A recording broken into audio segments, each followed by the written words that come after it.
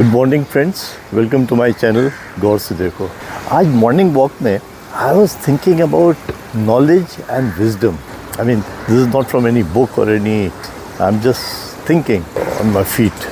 तो मैं ये देखता हूँ कि अगर मैं कंपेयर करूँ, जब मैं छोटा था अपनी नानी और दादी के साथ बैठता था, जो मैं सुनता था उनसे, इट वाज सो इंटरेस्टिंग, क्योंकि शी वुड ऑलवेज कोट मुहावरे, एनेक्डोट्स, इस तरह के। They give wisdom of experience of so many people over time, क्योंकि जो मुहावरा सर्वाइव करता है दैट टेक्स सेवरल जनरेशंस, जिसको कि लोग एंडोर्स करते हैं, and then it acquires life of its own which continues. आजकल हम लोगों के लाइफ में जो मिसिंग है, इट इज़ दोज मुहावरास और reference from our scriptures, because they have also stood test of time. So our नानी दादी उस जनरेशन तक this was a very common practice, और इसीलिए वो लोग जो स्कूल नहीं भी गए या जिन्होंने कोई फॉर्मल एजुकेशन नहीं पाई, even they had so much knowledge about human behaviour and what to do at what time. I mean that is very important. तो आज हम नॉलेज एक्वायर कर रहे हैं बुक्स से, पर मेरा ये ख्याल है कि अगर मुझे फिर से ये अपॉर्चुनिटी मिले कि मैं अपना वो चाइल्डहुड रिलिव कर सकूं, even first 10 years, I would like कि मेरे को रहीम, कबीर, रामायण, गीता, इस तरह की सारी बुक्स के रेफरेंसेस दिए जाएं और जो हमारे जीवन में काम आते हैं, एंड उसमें रटा दिए जाए। It is not that just पढ़ना बिकम्स कि भाई मेरे को इम्तिहान पास करना है। मैंने पढ़ा है सब, कबीर भी पढ़ा है, रहीम भी पढ़ा है, सब चीज़ें पढ़ी हैं, पर इम्तिहान पास करने के लिए पढ़ी है कि वो उसके संदर्भ के साथ इसका एक्सप्लेन करिए, उस टाइप से पढ़ा है। I did not imbibe it in my life. तो मेरा ये ख्याल है it should be drilled into अस, जैसे पहले ज़माने में हम लोगों को पहाड़े सिखाए जाते थे, because then they can come back to us later in life when we need them. क्योंकि इन मुहावरों का कोई मतलब नहीं है जब तक कि वो सिचुएशन सामने ना हो, पर जब वो सिचुएशन सामने हो तो how will you recollect it, because it has to be in your memory. तो इसलिए ये सारी चीज़ें जो हैं हमको एक तरह से रटा दी जानी चाहिए। एंड इस सब की वजह से हमारी भाषा इतनी नीरस हो गई है। हम लोग जो बात करते हैं वो लट्ठमार भाषा है, flat.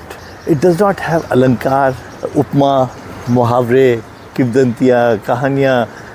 We don't have references. तो इट इज़ मोर लाइक एक स्कूल में जो नीरस पाठ पढ़ाया जाता है, हमारी भाषा भी कुछ वैसी ही हो गई है। अब आज मुझे याद आता है, आचार्य महावीर शास्त्री थे शायद वो, जिन्होंने साहित्य की महत्ता एक निबंध लिखा था। मैंने पढ़ा होगा आज से 60 साल पहले। तो साहित्य की महत्ता के ऊपर उनका निबंध था। तो अगर जिस समाज का अपना साहित्य नहीं होता, तो वो समाज एक रूपवती भिखारिन की तरह है, जो भले ही देखने में सुंदर लगे पर उसको कोई इज्जत नहीं देती। तो इस तरह के जेम्स होते हैं, they should be on the tip of our tongue. और ये सब इसलिए ज़रूरी है कि ज़िंदगी के पहले 10 साल यही सब पढ़ाया जाए। ये फालतू चीज़ें जो हम लोग पढ़ाते हैं, सब गूगल पे अवेलेबल है। उससे बच्चों के दिमाग में वो स्पेस जो इनकी होनी चाहिए कुछ और बढ़ जाता है। अब if I am living this days with my children and grand children, तो अब मैं ये देख रहा हूँ कि नॉलेज में मैं उन लोगों से बात नहीं कर सकता। वो लोग आजकल इतना टीवी देख रहे हैं, इतनी बुक्स पढ़ रहे हैं, उनकी नॉलेज कहीं आगे निकल गई है। पर विजडम जो चाहिए ज़िंदगी को जीने के लिए, लोगों को पहचानने के लिए, सिचुएशंस को टैकल करने के लिए, वो नहीं आती है। और इसीलिए when they face the real life they get stumped.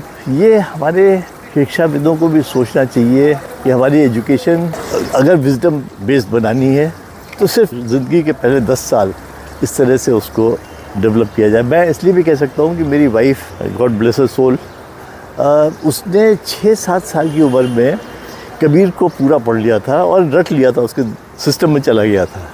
And that remained with her for the 60 years that she lived.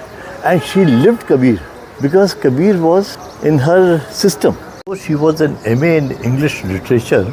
सिर्फ कबीर पढ़ के उसका जो एंटायर पर्सनैलिटी थी, it was commendable. She guided me also through my troubled times or during my life with her wisdom. और इसीलिए हमने अपने छोटे वाले ग्रैंडसन का नाम भी कबीर रखा। वो मुझे तो वो याद है बचपन में सबसे पहली चीज़ जो कबीर की पढ़ी थी, बड़ा हुआ तो क्या हुआ जैसे पेड़ खजूर, पंथी को छाया नहीं फल लागे अति दूर। ये खजूर तो नहीं है, पड़ोसी का भाई बंधु है, पाम है, ये देखिए। या जैसे मुहावरे होते हैं, आजकल हमारी भाषा नीरस कैसे हो गई है कि तेरी नानी याद करा दूंगा। अब इतनी सिंपल सी बात है, पर आप सोचिए ये वर्ड नानी कहाँ से आया कि नानी याद करा दूंगा, दादी क्यों नहीं याद करा दूंगा। इन सबको भी एनालाइज करें तो बड़ा मज़ा आएगा कि ये मुहावरे कैसे बने। जब डर लगता है तो नानी की याद आती है, माँ बाप की याद नहीं आती। मैं तेरे बाप को याद दिला दूंगा ऐसा कोई नहीं कहता, मैं तेरी नानी याद दिला दूंगा।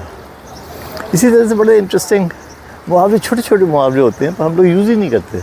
अब जैसे अब आया ऊँट पहाड़ के नीचे, जब तक ऊँट रेगिस्तान में चलता रहता है, he thinks he is the tallest thing in the world, पर वो जो रेयर पहाड़ आते हैं रेगिस्तान में तब उसको रियलाइज़ होता है कि अरे मुझसे भी बड़ा कोई है। अब इट्स नॉट ओनली हिंदी, मैंने देखा है जैसे Shakespeare, when we quote Shakespeare in our conversations, it has a different impact because एक word कहने से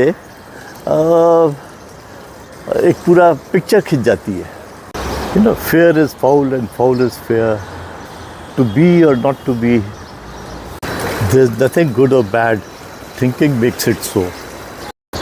पर जिसकी भाषा ने मुझे सबसे अधिक प्रभावित किया वो थे मुंशी प्रेमचंद, और वो भी उनकी भाषा, क्योंकि वो पूरे मुहावरे और उपमाओं से भरे हुए थे। तो ये गागर में सागर है, पढ़ने को 100 शब्द भी कम पड़ जाएं और वरना एक शब्द में कहानी बन जाती है। और हम लोग जो हैं इस सब को इग्नोर करके अपने लठमार भाषा में वी मेक कन्वर्सेशन। खैर, इस बारे में आपका क्या विचार है? आप कमेंट बॉक्स में अपने फेवरेट मुहावरे अगर लिखें तो मैं उनको अगले एपिसोड में I would like to take it forward कि कैसे हम अपनी भाषा को फिर से अलंकृत करें। Thanks for listening, good bye.